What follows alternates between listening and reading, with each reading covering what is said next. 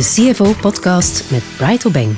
Bright is vandaag de gast bij Livia Serbanescu, CFO Belux and Denmark bij Microsoft. We brought you to this podcast to talk about the added value of forecast accuracy. Livia legt uit met welke data ze Microsoft een kristallen bol geeft voor financial planning. Now we're at 1.5%. Hold on, forecasting at 1.5% accuracy. We would have this at the company level, yes. That's amazing.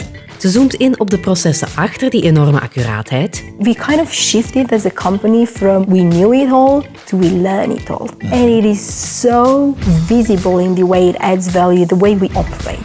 The key point, because you're referring to people watching from other industries, I think that the key point is... En hoe de CFO zo de ruimte krijgt om echt mee de koers te bepalen. You should not think about this as finance and then the business. It's never going to work out. It's finance and the business together in a dialogue.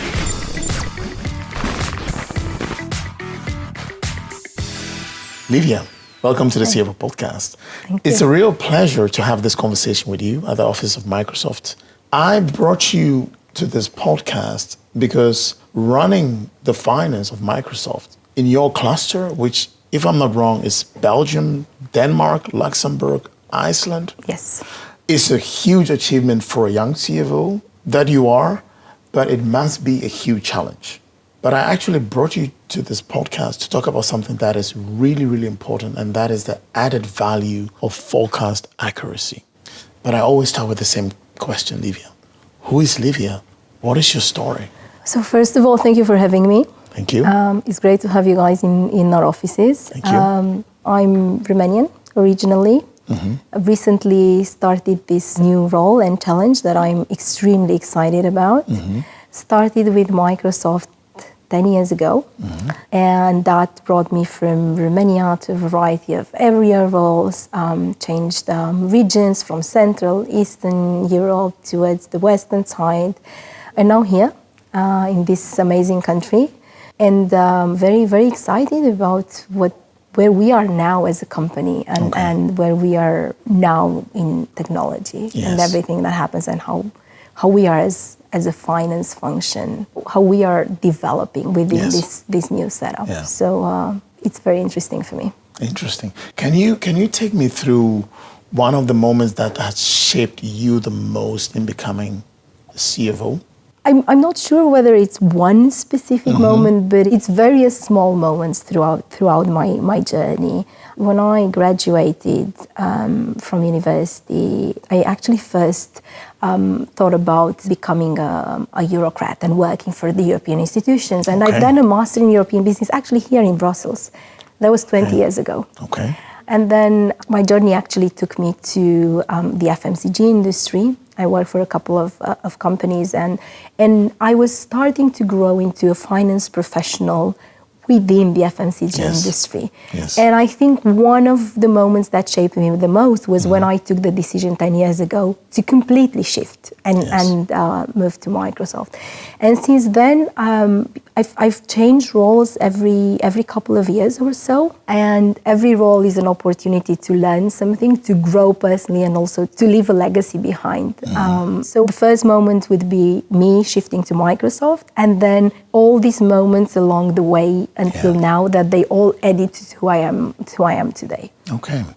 So I did a bit of research, and it was quite easy to find that Microsoft is part of this extremely select club called the Magnificent Seven, which, as you know, you have all the huge companies that are all listed companies in there.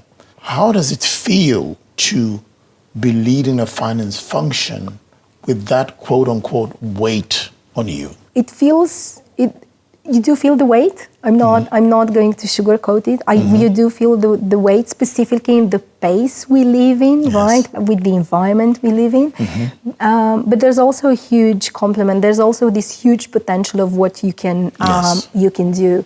We were chatting before about how we use technology to shape how we run things in finance, right? We're taking our own medicine in a way. And I think Microsoft has this very, very strong culture where people are embracing this very fast. So we have the opportunity, we have the right culture and the right mindset.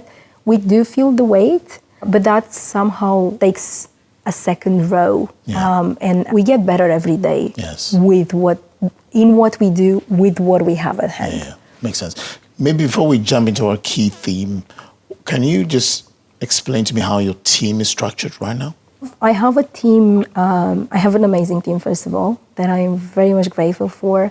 That comes from 9 different nationalities. Wow. Which is always a learning, and I really value that. Mm-hmm. That spreads across the Belgium office and the Danish office. We do have someone who's a finance lead in Denmark, right? So we have the hands on deck right there, and then I'm being more present here because this is where I live and I travel a lot. And the other people in my team cover either the product component or the segment component of the business, and then of course the more traditional roles of finance, of stat and tax. Okay. You know, the ones that you would find in any other company. Okay. But I guess if I were to talk about my team, I would say it's a multicultural team, and I think that's the power of us. Makes sense. Yeah. Our key theme, the added value of forecast accuracy. Can we just take it from the top? What does it really mean to you having a forecast process? It's one of the key things we do in finance, actually. If you talk to any finance professional, anywhere, in any company, anywhere in the world, forecast would be part of their DNA. This is something they would have to do, and it would take a bigger role of what they do or a smaller one, but it needs to be there. Because forecast is really about us understanding the business we're in and having the ability to predict what happens to the business we're in. Forecast accuracy is key because that's what's driving good decision making. We need a good, strong understanding of where we're headed to be able to take the right decisions and shape the business, right? Yes. So it's core anywhere, and even more so for us in the rapid environment that we're operating in, right? We have new products coming in and growing extremely fast, right? AI is reshaping everything we do. So we need to be clear on where we're going. We need to be as close as possible to giving actually our shareholders a view of where we are in, and a pretty accurate one, right? Yes. So for us is one of the main components, and it's directly linked to truly understanding the business context in which we operate. Yes. Can you take me back to how you were running this process in the past? It's been an ever-growing process. Yes. And because of the way the company is layered in a huge matrix across the world, you would forecast at different levels across the organization and then aggregate to area, regional. So it was a bottom-up process? It can be either a bottom-up or top-down from area. Through the years, it's moved a lot. Effectively, you do need to have a strong understanding of the market, and that market context and insight is extremely valuable to layer in any given forecast, whether you do it at the local level or it comes from regional level or even above. And I guess where it developed the most is in 2 areas. One, on the process side, how we run it initially with Excel tools, right? Everyone was running it with Excel 10 years ago. And then how we shape that process with machine learning, AI embedded elements. On one side, and on the other side, the level of insights that we as a finance stream are bringing in, and the level of conversation we're having to the business to nurture that forecast. And we've seen that development continuously. And we're still learning. We're not there. We're extremely good with our accuracy. There's always space for more. There's always learnings that we can bring in either on the process side or on the way we understand the market and we layer in the business insights. But if I take a step back and look at how we used to do it 10 years ago, how long it took us versus where we are now, it's massively different. It would have been a process. What is the difference? Just for me to understand. from the quality, Yes. from the quality of the actual forecast, right? Yes. The accuracy, the time you would spend in it, right? So the accuracy, we do have some data points that tell us we're used to have 3% accuracy. Now we're at 1.5%. Hold on. So you are forecasting at 1.5% accuracy. We would have this at the company level, yes. That's amazing. Yeah. Well, we will dig into the process because I really want to double click on that. It's really amazing that for such a huge company, you're able to forecast your revenue at that level. And so it's not only this. So you Okay. have, so first thing would have been the accuracy. The Yes. second thing would have been the quality part, the level of insights that we bring in and the level of the conversation we'd be having. And I think this is key, and that's the important element, because you cannot have one without the other. You can't have accuracy without a good quality Sure. conversation, Sure. right? Our models are amazing, and they can get better and better.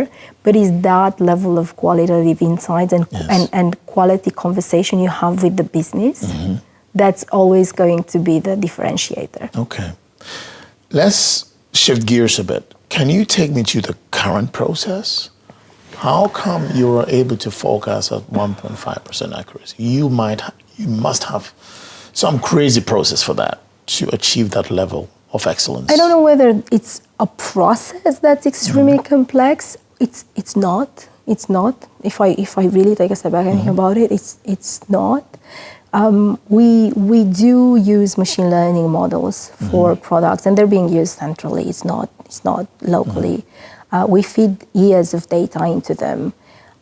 What we bring in locally is the flavor of the market, Yes. the insights, the conversation with the business, and the understanding of where we can improve and how much we can improve versus a baseline or not. That is that piece that we layer in. We do this monthly and more deeply on quarterly level. It's primarily done at area type of level nowadays, and we, from a market perspective, we come in with those valuable insights, those conversations that need to help. And yes, we're trying to simplify the complex, right? Yeah. Because this company is completely different than how it was 10 years ago. What has or 20 changed? years ago. The type of products? The products. Okay. The products. What has not changed, though, is the level of relevance. It's Microsoft just turned 50 years a few months ago. Yes. In the industry we're in, it's amazing how over the last 50 years it continued to be extremely relevant and grew in the relevance in the world, right? And if 50 years ago we would talk the licenses of Office, remember, Microsoft was even in the book business. They would used to print the, Yes. the books. The products we have nowadays significantly more complex. The portfolio of products, Yes. the solutions we bring to the market Yes. are completely different. Okay. So a few things I would like to touch on your process is the models that you talked about. If you're comfortable unpacking it a bit, I'm quite convinced that as a CFO, you are not running the models yourself. You have teams for that. But can you tell me a bit more for, let's say, any CFO watching this, how these forecast models work? We are talking of two things. One is the data that feeds into it, that Yes. we always have it in cloud, in a very strong data lake that feeds Yes. into the model. Sure. And then we're continuously looking into Excel, but a very developed Excel type of modeling that feeds into Power BIs where we visualize the data. We're looking at a very, very low level of granularity. Wow. So we're going at Contract level? even contract level. We Okay. can go SKU, type of contract, month, business segment, and our data sources are built in this way, to which afterwards, of course, we aggregate per solutions. Okay. I think it sounds significantly more sophisticated than it actually is. Okay. But the key point, because you're referring to people watching from other industries, I think that the key point is really that availability of data and the capacity to bring a massive amount of data to be able to understand the trend. Yeah. I also senior finance professional before, and I've been through countless forecast cycles where you step on a plane, have loads of meeting with the business, come back with key assumptions and a forecast, and then go back and fight with them again. And then you end up having version 12. Your models apparently prevent that. Can you take us through the more human side of this process for your team? First of all, we also have more versions. I'm not going to sugarcoat this, right? I don't know if 12, but we're still fans of versions in finance. But it's not about this. I think the key element here is the people and the culture that we have. Curiosity is one of it, right? So we have this very strong culture where the team is empowered to go learn. We kind of shifted as a company from we knew it all to we learn it all. And that shift came from the top. It went through the organization, and it is so visible in the way it adds value, the way we operate. So it's this curiosity is a shift in the way people are operating, and it's not about a shift that happened in the last 5 years. It's something that happened in the last 10, maybe 15 years, right? And the team is really empowered to go look for answers, to go define how success will look like in each of the elements they operate in. We do have a lot of back and forth with the business, but through the way finance has grew in this company over the last years, we've really gained our seat at the table, and we're no longer the people who come in the room, put the reports down, take you through a list of reports, and they listen to a business conversations. We're part of that conversation. Is it because your team is so embedded in the business that you've earned that spot in the business? It's not uniquely this locally, it's across the company, it's tone of the top, and it's the way finance as a function has reshaped itself. It's no longer only about numbers, it's about the value you bring into the table, the value of the conversation you're driving. Having earned that spot and the trust in the business is really, really important for finance teams to be an important part of the forecasting process. But based on my experience, finance also needs to learn how to fight with the business through, now you're laughing, you know what I'm trying to say. How do you empower your teams to do this? I was laughing at the word fight because I would maybe use having constructive conversations. So first of all, it needs to be a dialogue. It cannot be statements thrown out there without us listening what comes back. And it's about the level of insight and the quality that you bring in that conversation. And we're super strong on analytics. We can bring in all the possible trends, all the analytics, but the way we bring them to the table and we show them to the business, that makes us part of that conversation. And the moment you bring in that level of quality to the table with the insights, next to the trends, because everyone expects you to bring in the trends, right? If you're a finance professional, what people expect, then it's not valid for us, it's valid for anyone out there, is you come in with a data set and a trend. But we bring in much more. We bring in the whys, the hows, and also the vision for, okay, we're here, but here's what you can look at to move ahead. And the moment you come in with this type of information, you enable dialogue. And we learn a lot from the dialogue with the business as well. I mean, they know the market. We're inside. They are the ones who go outside and they bring us in. But it's really through continuous dialogue and curiosity. Okay. But it cannot be rosy all the time. Where does it go wrong in your process? I don't necessarily think it goes wrong in the process. I think sometimes we want to be faster than we can. Right? Speed is essential, specifically nowadays. But what also happens is the outside environment changes so fast, right? It's the speed at which we have information, the market changes, geopolitical environment, everything changes that we need to operate within this speed. We're doing it quite well, but sometimes we need to maybe pace ourselves.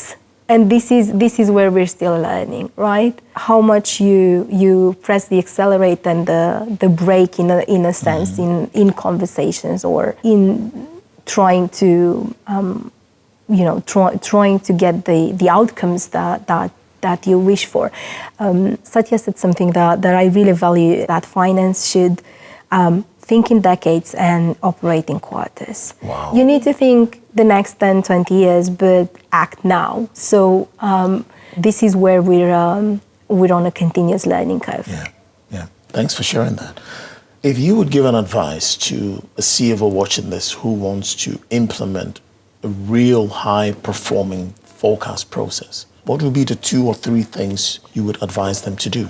I would separate it in a few things. There's something about the actual process and the simplicity of it. It's very simple, but sometimes the simple things are the most difficult to get. It's about rethinking this process with AI in mind.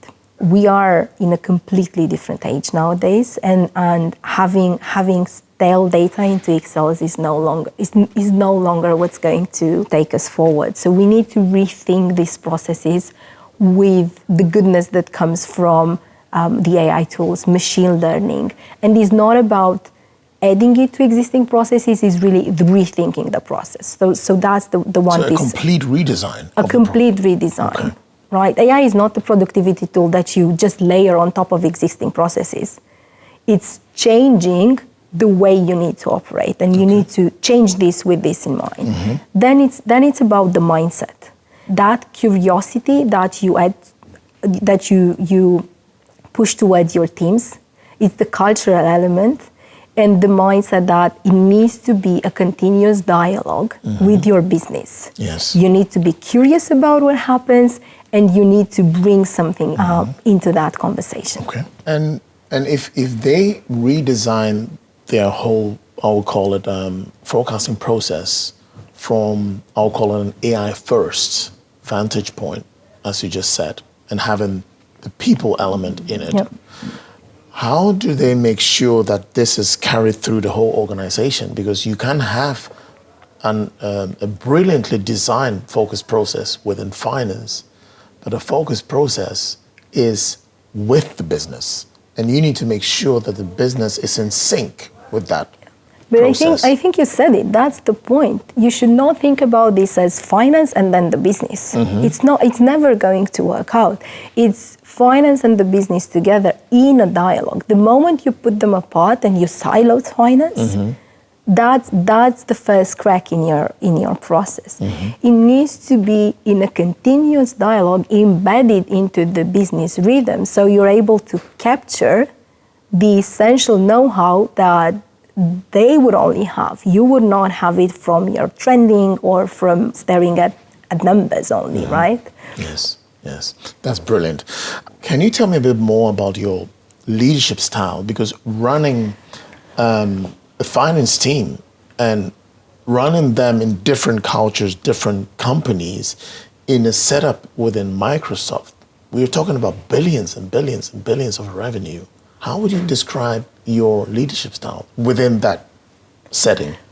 I always try to lead with empathy, with a lot of trust, and really being very mindful about the cultural element, both on the company side, because we have an amazing culture of learning, like I said, but also on the fact that we do come from various cultures, right? Yes. And I think it's something that my journey so far has taught me, because I've always been exposed to various cultures, being in Microsoft, before Microsoft, through my studies, and it's important to acknowledge that and to make sure that you harness the goodness that comes from a multicultural environment.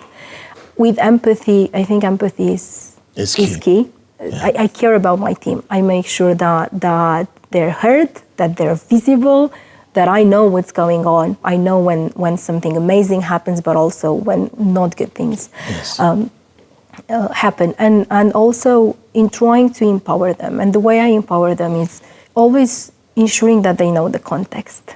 right? I'm trying to never ask something without explaining the why. And the why is what empowers them. Because understanding the context, even for the smallest of the tasks or the questions, I'm always ensuring that they have context. Yes. Microsoft as a company is currently shaping the future of the CFO through all the products and services and the tools that you offer. But what is your take on the future of the CFO?